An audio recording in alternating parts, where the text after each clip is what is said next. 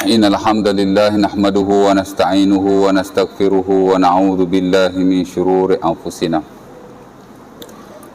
ومن سيئات أعمالنا ما يهده الله فلا مضل له وما يضلل فلا هادي له أشهد أن لا إله إلا الله وحده لا شريك له وأشهد أن محمدا عبده ورسوله اللهم صل على محمد وأزواجه وذريته كما صليت على إبراهيم وعلى آل إبراهيم إنك حميد مجيد وبارك على محمد وأزواجه وذريته كما باركت على إبراهيم وعلى آل إبراهيم إنك حميد مجيد رب اشرح لي صدري ويسر لي أمري واحلل عقدة من لساني يفقهوا قولي أما بعد. Syukur kepada Allah Subhanahu Wa Taala kerana pada malam ini dapat sama-sama kita temu kembali di surau kita untuk kita sambung pengajian dan perkongsian kita yang telah lalu daripada subjek ataupun ilmu al-muamalah yang telah kita kongsikan. Sejak beberapa sesi yang lalu kita telah mulai dengan definisi muamalah. Kemudian kedua kepentingannya, dan last kuliah hari itu kita dah masuk tajuk yang ketiga,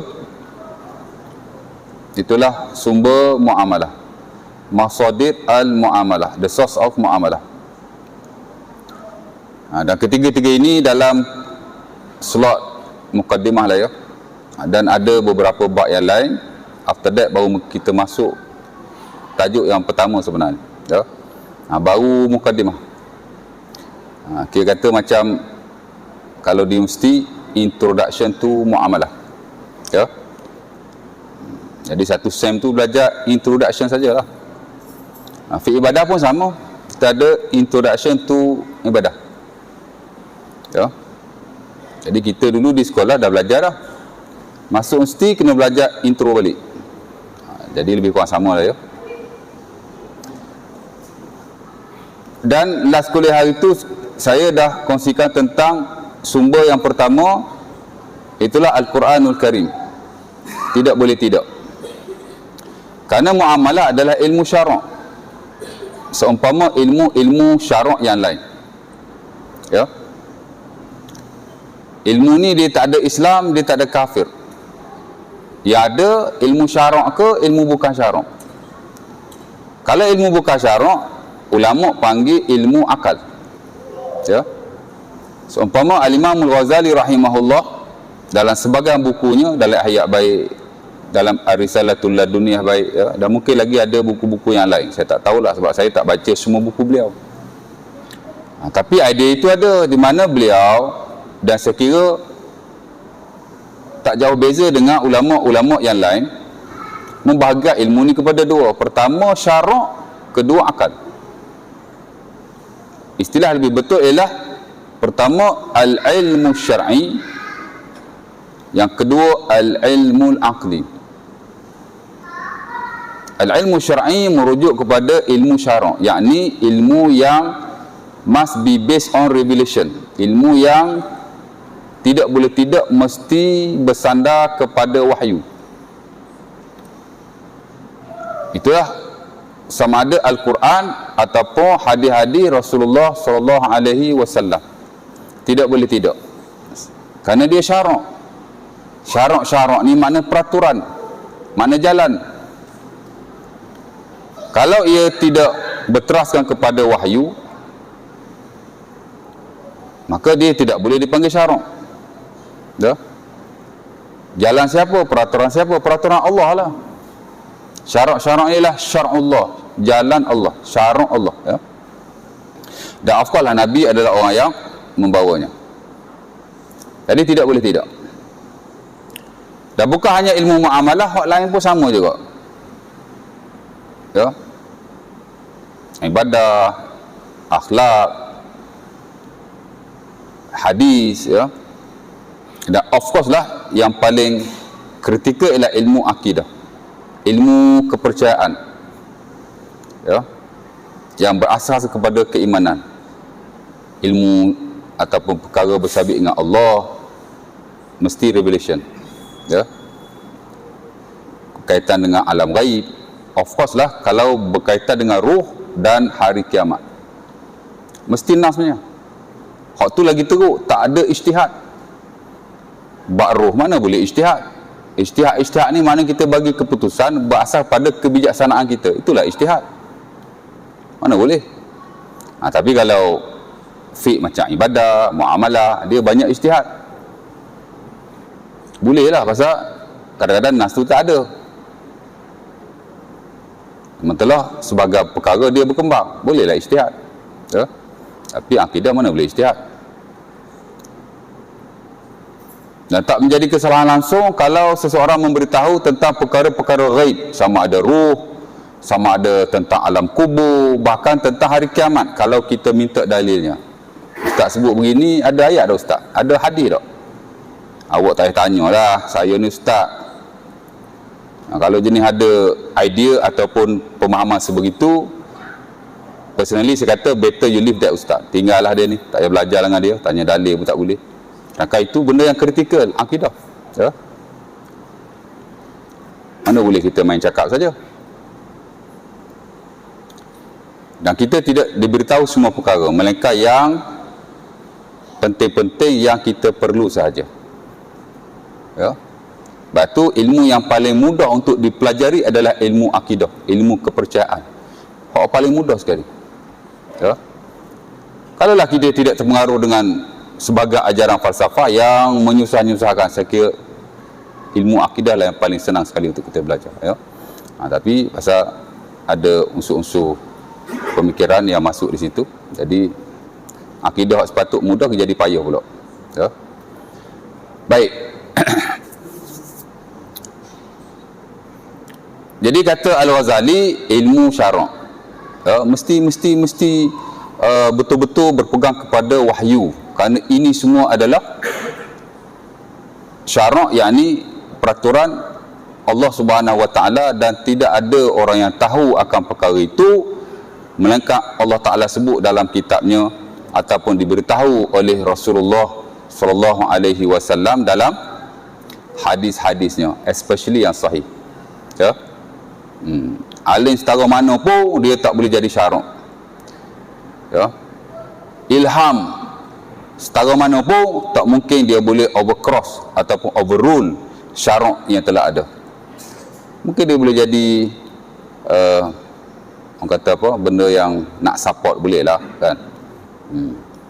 Itu pun untuk diri sendiri saja. Ya. Baik. Adapun ilmu akal, dia tak ada masalah sama sekali. No need to refer to the revelation, tak perlu rujuk wahyu, dan ia boleh berkembang dan tumbuh sepesat-pesatnya. Kita nak buat teori apa, go for it. Nak buat formula apa, go for it.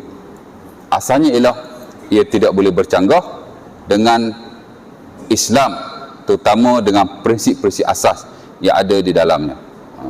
Kan? Ahli sains nak buat teori apa-apa, buatlah.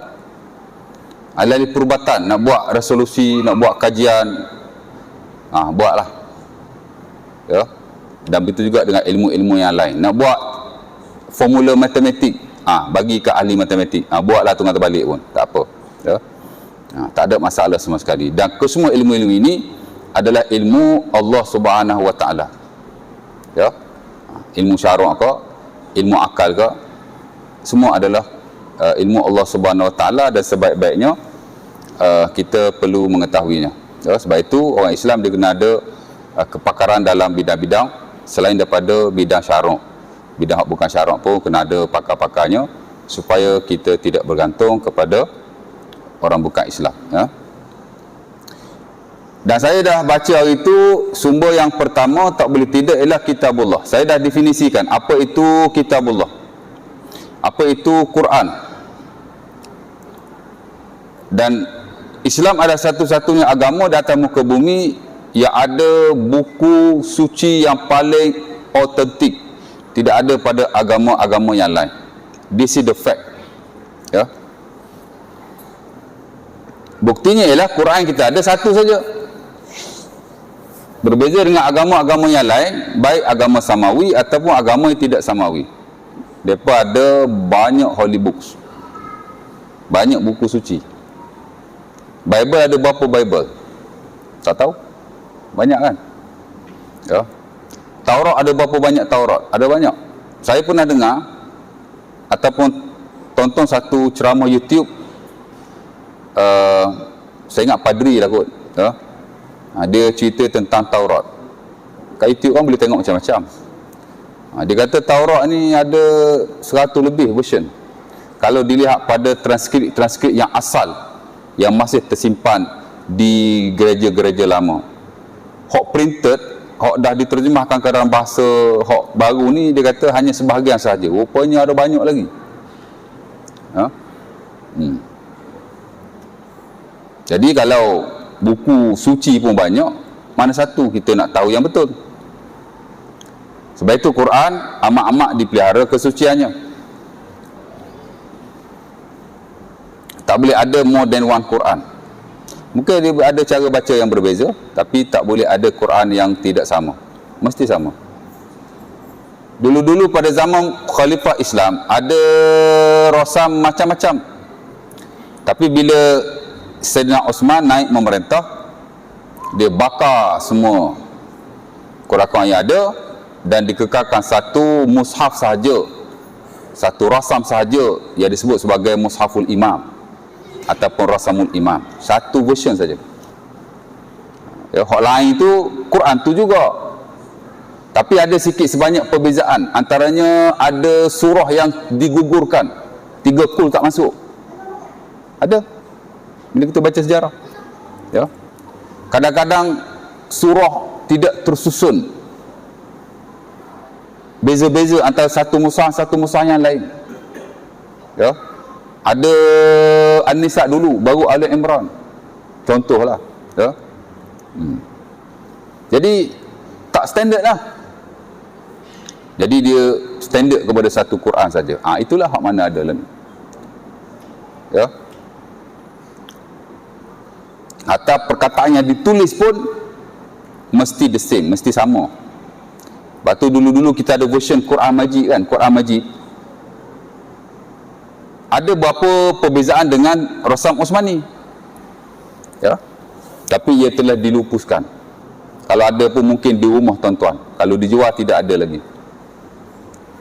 Pihak agama sudah tidak benarkan lagi. Itu cetakan daripada India. Perkataan tak berubah, tapi dia ada tokok tambah di atas kepentingan tajwid, dia pergi masuk situ. Lepas tu wakaf tu dia pergi tambah jadi banyak. Hak asal Rasam Osmani ni, hak wakaf ada tu tak banyak sangat, dia pergi tambah macam-macam jenis wakaf yang ada kan. Hatta dalam Al-Fatihah sepatutnya siratal ladzina an'amta alaihim tak ada wakaf, dia pergi wakaf kat situ. Siratal ladzina an'amta alaihim, dia pergi buta situ. Kalau ikut Rasam Osmani mana ada tak ada wakaf dalam ayat tu. Walaupun ada setengah ulama kata itu satu ayat, tapi wakaf dalam Rasam Osmani tidak dimasukkan. Entah nak pegang qiraat ni 2 ayat yang berasingan, go for it. Tapi Osmani mesti dikekalkan, jadi tidak ada. Kita tak katalah Rasam tu sesak menyesatkan, tak, tapi dia tak standard. Tak standard pun tak boleh. Lepas tu dia telah dilupuskan dan tidak ada lagi, ya. Kita dulu kecil-kecil banyak duk baca buku atau banyak duk baca Rasam, dia panggil Quran Majid tu kan. Tak salah. Tanwin bila bertemu alif wasal, mana ada huruf, dia taruh nun kecil kat situ, ya. Tanwin mana ada huruf, tapi dia nak memudahkan orang baca Quran. Saya personally tuan-tuan, mak saya baca Quran very good, tang tu je dia salah. Saya tak tahulah, dia dulu tak belajar kot. Mak saya sendiri ni, saya punya personal ni kan, di mana bila ada nun, dia baca nun tu. Bila berhenti, dia macam baca nun tu. Saya kata nun tu tak boleh baca, sebab nun tu kita baca bila kita wasal saja. Bila kita berhenti, mana kita boleh baca? Oh, dia tak tahu. Sebab tu nun tu tak boleh taruh. Nun tu cuma ada dalam bacaan, dia tidak ada pada tulisan. Tapi nak mudah orang tajwid, dia taruh, ya? Dan sebahagian ulama peringkat dunia, umpamanya Atiyah Sakar, dalam fatwanya juga ada mengkritik rasa-rasa yang baru yang masuk macam-macam warna dan color macam-macam kan, nak bagi memudahkan tajwid, walaupun tidak menjejaskan perkataan Al-Quran. Tapi kadang-kadang benda tu tak perlu sama sekali. Nak tahu tajwid, belajar, ya. Tak perlu dia panggil apa, benda-benda seumpama itu. Dia memakruhkan, dia tidaklah mengharamkan. Ya. Dan saya ada baca banyak fatwa yang memakruhkan Quran dilakukan seumpama itu. Ya. Quran leave it as it original. Biarkan dia. Nak tahu tajwid, belajar.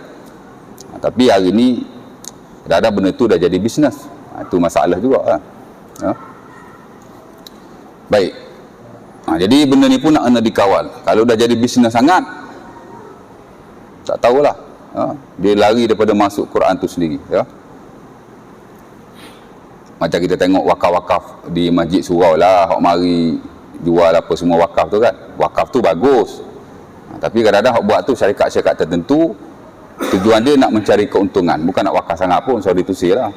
Bismillah.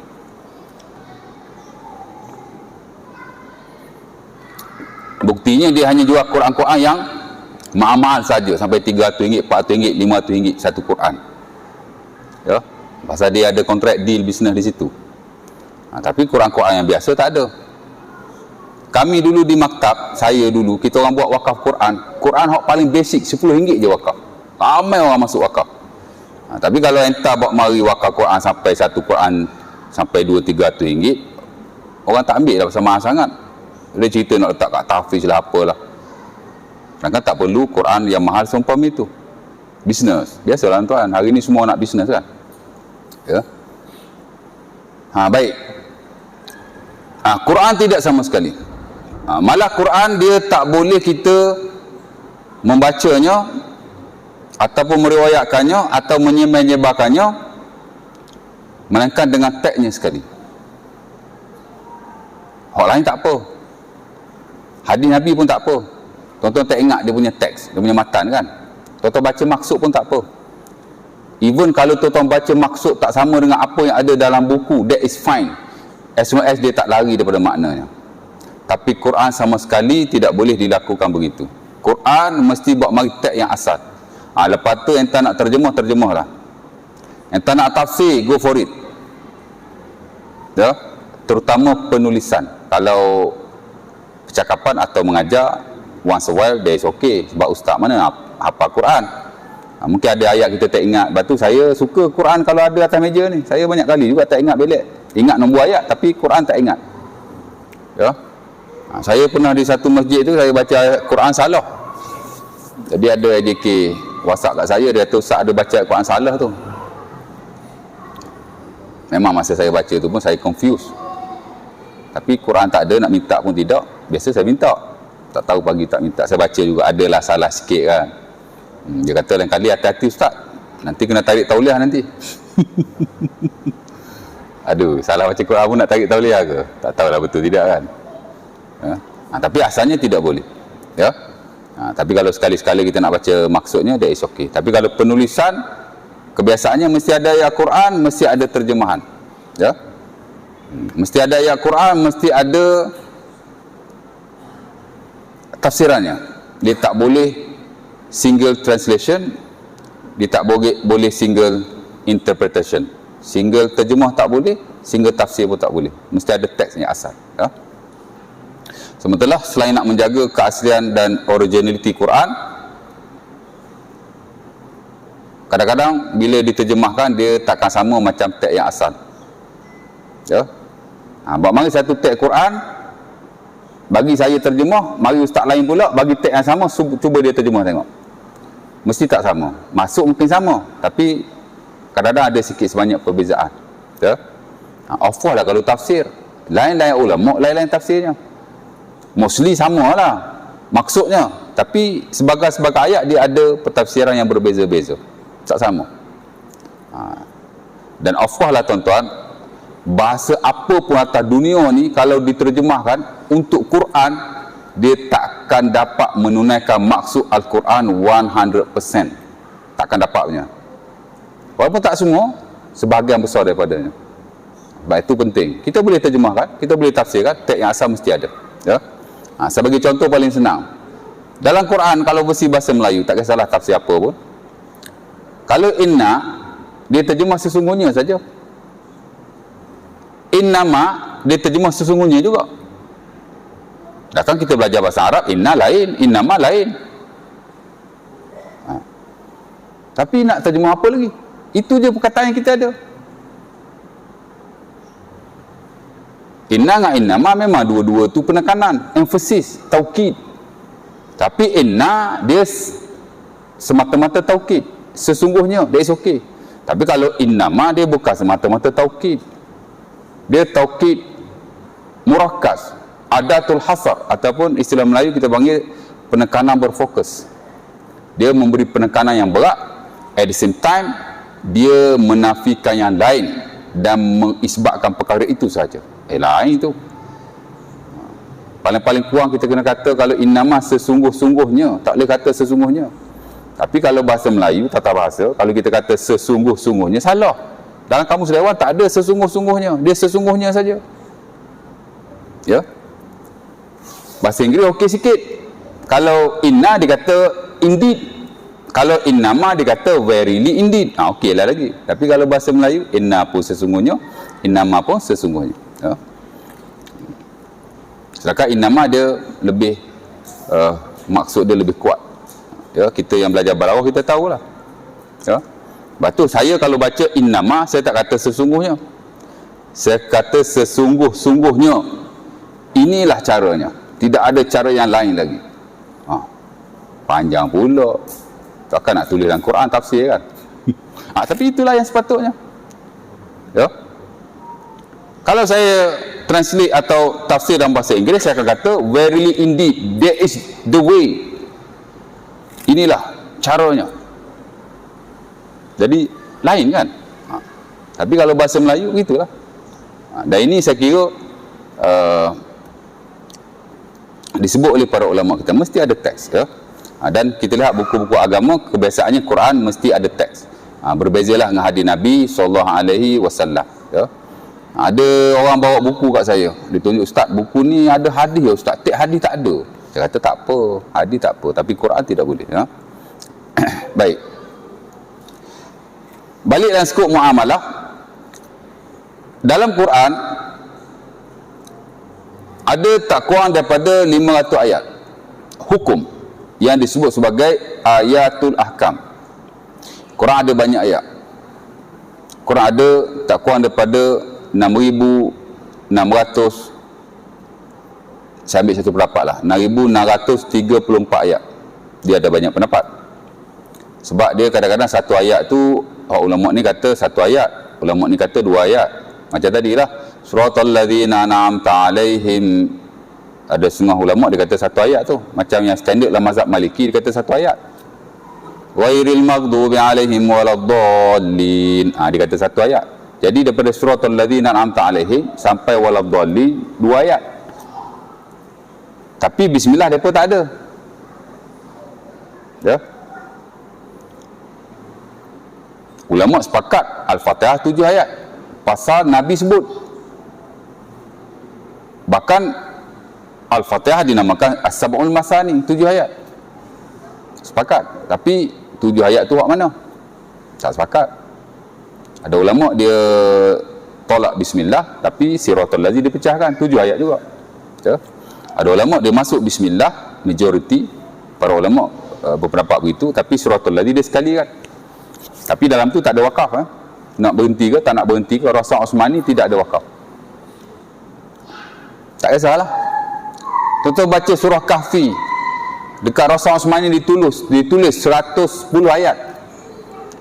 Tapi sebagai mushaf, kepala ayat tu dia tulis 110 atau 115 ayat. Ya, kerana apa? Kerana ada ayat yang dipecah-pecahkan di sisi sebahagian, tapi disekalikan di sisi sebahagian yang lain. Jadi ada hak tak sepakat di situ. Sebab tu kalau kita lihat dari sudut bilangannya, terutama yang difatwakan di peringkat negara-negara Islam yang ada pun, Qatar, Saudi, ada yang kata 66, bukan 66 62, 64. Saya sebut 66 tadi kan, salah, 62. Ulama sepakat bilangan ayat Quran 6,200. Lebih tu tak sepakat. 6,234, 6,236, 6,000 belah-belah macam-macam, ya. Tak apalah, yang itu kita tinggalkan pada mereka. Daripada 6,634 ayat, satu pendapat lah, ya. Ayat-ayat hukum hanya 500 ayat saja. ada khilaf lagi, tapi saya ambil satu pendapat yang disebutkan oleh ulama kita dalam perbincangan ayat-ayat hukum. 500 ayat, 500 ayat. Di situlah ada ayatul ibadat, ayat ibadat. Akidah tak masuk hak ni, hak ayat hukum. Ya, hari kiamat itu tak masuk. Ya. 500 ayat ni ayat hukum. Ada ayatul ibadat, ayat tentang ibadat. Ayat tentang sembahyang, ayat tentang puasa, ayat tentang haji, ayat tentang zakat. Ya. Ada ulama memasukkan ayat jihad juga dalam ayat ibadat. Itu ibadah lah. Ada ayatul munakahat, ayat tentang kekeluargaan, pernikahan. Ada ayatul al-jinayat, ada ayatul qada, dan ayat-ayat yang lain yang tertakluk kepada bidang-bidang hukum. Dan of course lah ada ayatul al-muamalah al-maliyah, ayat muamalah harta, ataupun kita sebut sebagai ayat muamalat. Ada dalam kelompok 500 tu. Ya. Dan ayat tentang muamalah harta tidaklah sebanyak ayat ibadat. Dia kurang lagi. Ya. Kerana sebenarnya kepentingan ibadat mengatasi kepentingan muamalah, walaupun sama-sama penting. Dan dalam setengah-setengah keadaan muamalah lebih penting. Tapi secara umumnya, ya, ibadah tu lebih penting. Sembahyang, puasa, zakat, haji. Hatta dalam fiqh pun, fiqh ibadah didahulukan. Baru mari fiqh muamalah. Ya. Walau bagaimanapun, ia tidak menafikan akal kepentingan hukum hakam harta yang ada dalam Quran. Ya. Sebab itu saya pernah sebut sebelum ini, perkataan harta dalam Quran Allah Ta'ala sebut banyak kali. Berapa kali? Ingat tak? 86 kali. Bukan saya kira lah. Ini Al-Ustaz Abdul Halim Omar. Ustaz ni mana profesor di universiti. Kalau profesor kita panggil ustaz. Kalau doktor biasa kita panggil doktor lah, doktor. Doktor Hasan, Doktor Hussein. Tapi kalau dia profesor kita panggil ustaz. Gelaran dalam Arab ni kalau di universiti, kalau Al-Ustaz bla bla bla mana doktor, mana profesor. Al-Ustaz, Ad-Doktor, mana profesor. Ustaz ni gelaran profesor tau. Tapi bukan ustaz macam Ana lah. Ini ustaz kita panggil. Ada ilmu agama panggil ustaz kan. Kalau universiti, akademik punya level, kalau Arab lah, ustaz tu masuk profesor. Kalau kita tengok dia tulis Al-Ustaz, Ad-Doktor, maksudnya dia profesor. Dia buat ustaz kalau universiti sebenarnya profesor. Ya. Beliau profesor ekonomi di Universiti Al-Azhar. Dalam maqalah Al-Khalij yang dikeluarkan oleh beliau, statement dia kata perkataan harta dalam Quran disebut oleh Allah Subhanahu wa taala sebanyak 86 time. Sittatun wa samanuna marrah. 86 kali. Dan sebagian ayat tu saya dah baca pada tuan-tuan sebelum ini. Dan jika dilihat daripada bab-bab yang ada dalam Al-Mu'amalah, di mana muamalah tak kurang daripada 9 bab yang besar yang kita sebut sebagai kitab. Bermula pada kitabul buyu', kitab jual beli, sampai kepada kitabul etik, kitab pembebasan hamba. Dalam muamalah kontemporer tak ada lah. Dalam buku saya ni tak ada. Ya. Saya dah tenang keluar pasal dia tak ada kan. Tapi dalam muamalah klasik ada pembebasan harta last sekali. Tapi mungkin saya akan selit-selit lah juga selepas ini. Jadi ada 9 kitab dalam jual beli. Dalam muamalah. Ya. Kita ada kitabul buyu', kitab jual beli, bawah dia macam-macam bab yang ada. Syarat jual beli, rukun jual beli, jenis-jenis kontrak jual beli, macam-macam. Ya. Kita ada kitabul hajar, kitab sekatan, di mana ada golongan-golongan tertentu yang mesti dihalang daripada menguruskan harta. Ya. Prinsip muflis yang digunakan oleh sistem muamalah negara juga menggunakan sistem yang sama. Dalam babul iflas, orang muflis ni, dia ada dalam syarak bab muflis ni. Ya. Mungkin kriteria dia itu base kepada situasi semasa, tapi asalnya tu dalam syarak pun ada muflis. Di mana orang yang seumpama ini sebagian hartanya disekat. Betul tak? Sebab tu tuan-tuan kalau muflis, dulu-dulu siapa-siapa yang ada hutang berbayar sebanyak 30,000 kepada mana-mana perbankan dan institusi kewangan di bawah bank negara, tuan-tuan diisytiharkan sebagai muflis melalui proses mahkamah lah. Mungkin tuan-tuan tak bayar kereta, ambil kereta MERS kan, tak bayar. Contoh, saya tak tahulah kan. Ini contoh saja. Pakai tak bayar. Kereta tu dah lah mahal. Hutang banyak kat bank. Bank pun tarik. Bila dia tarik, dia bagilah tempoh kat tuan-tuan, ambil balik. Dia hantar surat, ya. Masuklah nama dalam secret, blacklist. Itu step pertama, dia akan blacklist tuan-tuan, ya. So pada peringkat itu, tuan-tuan pun dah tak boleh nak berinteraksi dengan bank, nak buat pinjaman, pembiayaan apa-apa sahaja pun dah ada masalah, ya. Kemudian kes itu makan masa jugalah. Dia bawa ke mahkamah. Kalau lebih daripada 30,000 hutang berbayar, kalau mahkamah isytiharkan muflis, maka tuan-tuan akan menghadapi banyak masalah untuk melakukan apa-apa urusan kewangan dengan mana-mana perbankan atau institusi kewangan yang ada. Hatta urusan-urusan lain pun kadang terjejah juga. Pasal orang muflis ni, susah nak cakap lah kan. Kita ada member yang muflis juga. Dulu 30,000, sekarang setahu saya dah 50,000. Dia naik kerana faktor macam-macam lah, ya. Jadi, tapi nak muflis pun proses dia panjang juga, in detail, ya. Tapi bila dah jadi muflis umpama itu, ia termasuklah konteks yang sama. Dia disekat kadang-kadang dalam setengah-setengah hal, terutama bersabian kewangan, kerana dia dah problem, tak mampu membayar hutangnya. Islam aja ada orang ni dia disekat, ya. Tapi sekatan yang paling asas ialah orang yang tak cukup syarat untuk melakukan transaksi seperti budak-budak, seperti orang gila, seperti orang yang tidak balik. Itu termasuk dalam konteks yang sama. Anak-anak kita kalau ikut dia tak boleh nak buat apa-apa jual beli. Kalau mazhab Syafi'i memang haram lah.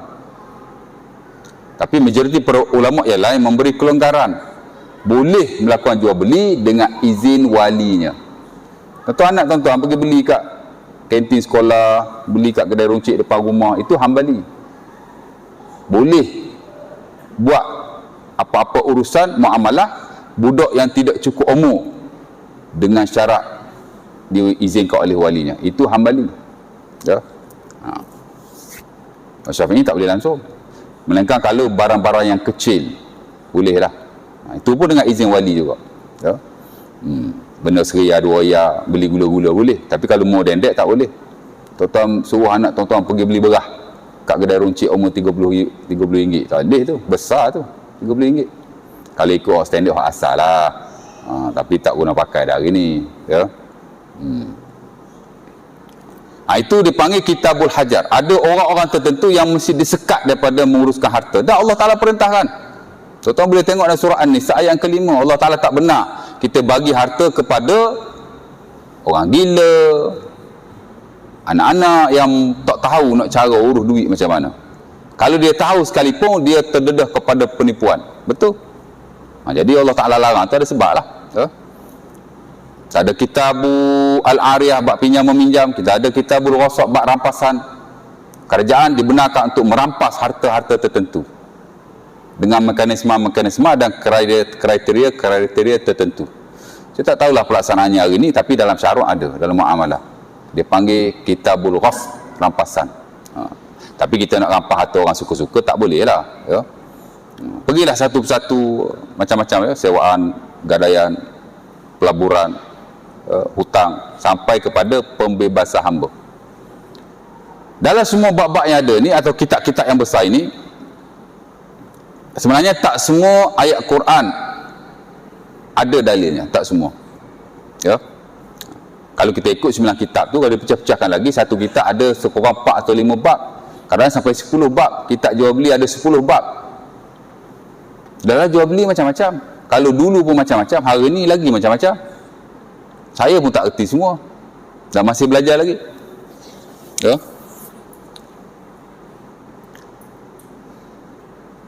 Jadi banyaklah babnya. Hak lain pun sama juga. Campur-campur, saya ingat tak kurang daripada 50 bab dalam kitab muamalah, yang mana kesemuanya tidaklah ada dalil secara spesifik dalam Quran. Ya. Walau bagaimanapun ada bab-bab tertentu yang ada dalilnya. Dan bila kita lihat ayat-ayat ini ataupun bab-bab ini ada dalilnya, Allah Ta'ala alam kerana kepentingannya kepada manusia. Ada hak tak ada dalil dalam Quran, ada hak ada dalil. Hak ada dalil ni hak betul-betul penting. Hak muamalah very crucial. Masalah kata hak betul-betul penting lah. Ya. Tapi kalau hadis ada berlaku ya. Dalam 9 kitab ni hadis ada semua. Ni Quran. Apa ayat yang dalam Quran Allah Ta'ala sebut? Kata ada, tak ada. Hak mana hak ada? Pertama sekali ialah ayatul bai', ayat jual beli. Ya. Sehingga dalam Quran Allah Ta'ala sebut perkataan jual beli yang merujuk kepada al-bai' tak kurang daripada 39 kali. Harta Allah Ta'ala sebut 86 kali. Jual beli saja half of that, separuh daripada itu, 39 kali dalam 31 ayat. Maknanya ada dalam satu ayat Allah Ta'ala sebut sebanyak 2 kali. Ya. InsyaAllah. Bismillah. Azan dulu.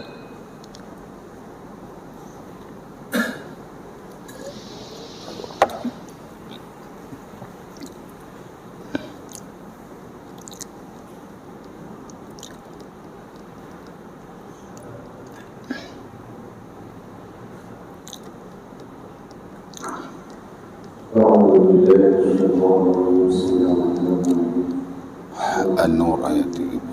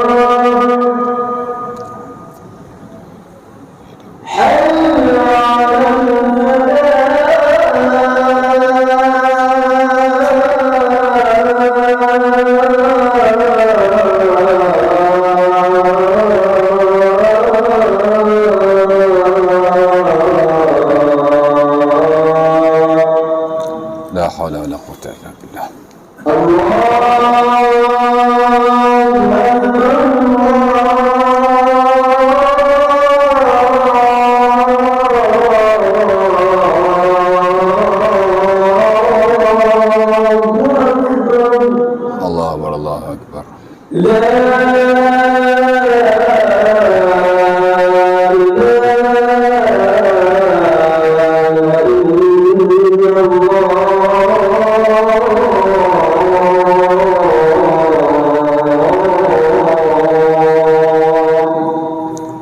إله إلا الله اللهم ربنا أنت الشرة القائمة محمد وسيد القدير أبعث ونزمت اللهم إني أسألك العافية في الدنيا والآخرة. Okey, baik. Balik pada yang tadi. Dalam banyak-banyak ayat muamalah, ayat yang banyak disebut oleh Allah Subhanahu Wa Taala ialah ayatul bai', ayat tentang jual dan beli. Ya. Tuan-tuan boleh cek dalam Google, tuan-tuan tekan ayat jual beli, dia keluar. Ya. Dah kata 39 kali kan. Dan sebagai ayat tu saya dah baca kepada tuan-tuan pada kuliah-kuliah yang lalu. Awal-awal dulu masa peringkat nak memperkenalkan subjek ini pun saya dah sebut, ya. Banyaklah, ya.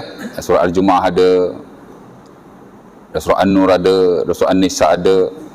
Of course lah, banyak juga disebut dalam surah Al-Baqarah.